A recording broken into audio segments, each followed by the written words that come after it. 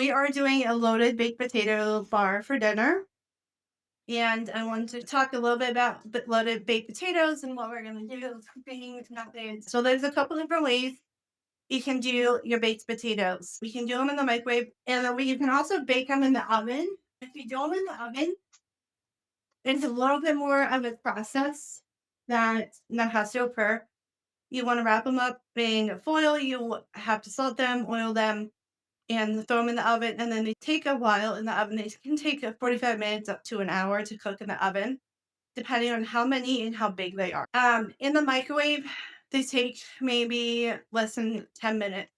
So we're just gonna make these in the microwave. But before you even think about how you're gonna make your baked potatoes, you wanna make sure that you are washing your potatoes off because you're not peeling them because potatoes are grown in ground. They are a root vegetable. They're grown under the ground in the dirt and soil. That dirt and soil over time will obviously get stained and get on the outside of the potato. So you want to make sure that you scrub them really good. If you need a good scrubber, please let me know. Pampered Chef has a couple great brushes that you can easily use for your potatoes. I already scrubbed these pretty clean. You can kind of tell the difference. Like this side is dry, this side is still wet. So you want to make sure that you do scrub your potatoes before you do cook them because again, you are going to be eating the outside with your baked potatoes.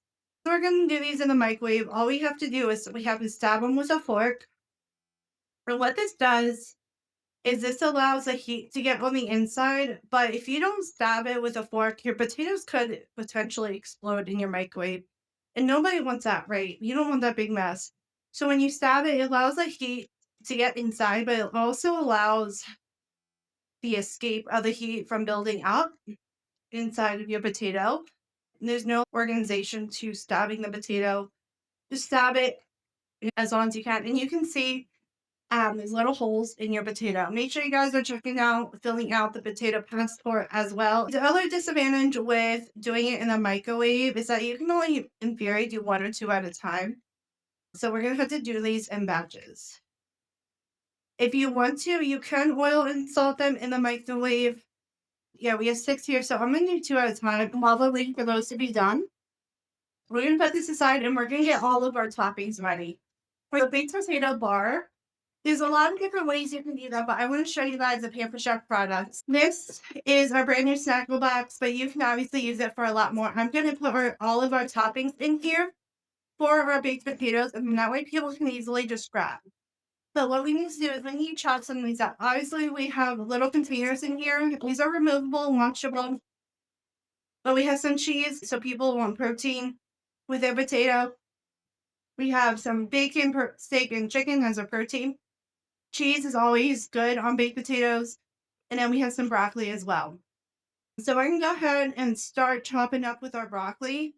Obviously, your broccoli, you want in really small pieces because you want to be able to put it on your potato, but you don't want it so small that it's going to fall, that you can't really do much with it, right? So we're going to show you how to fine tune your knife skills. We're going to chop up some green onions too as like a little topping. So when you take your knife, you want to kind of wrap your fingers around where the blade and the handle meet. Okay, and you want to just grip it like that. And you're just going to angle your knife down.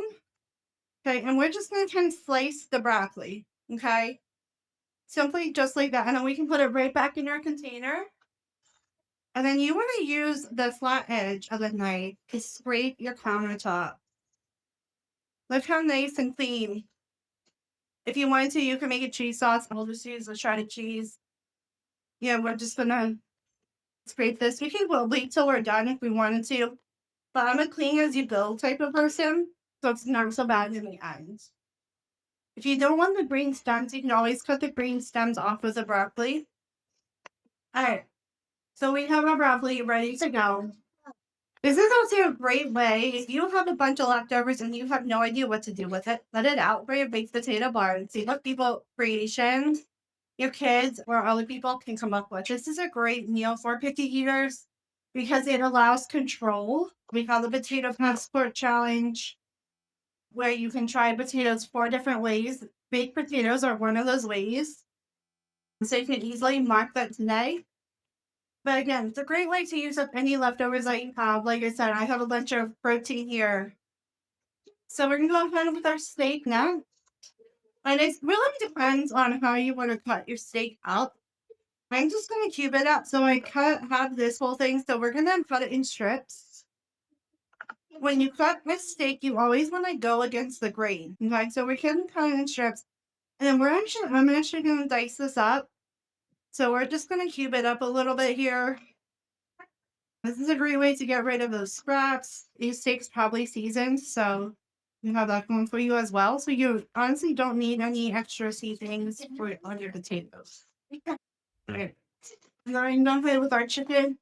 If I was using raw meat, obviously I would not be sharing using the same knife, but because I'm using baked meat, the contamination risk is very low.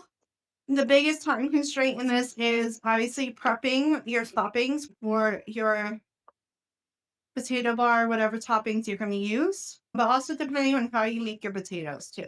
So if you're going to do them in the oven, I honestly prefer doing them in the oven.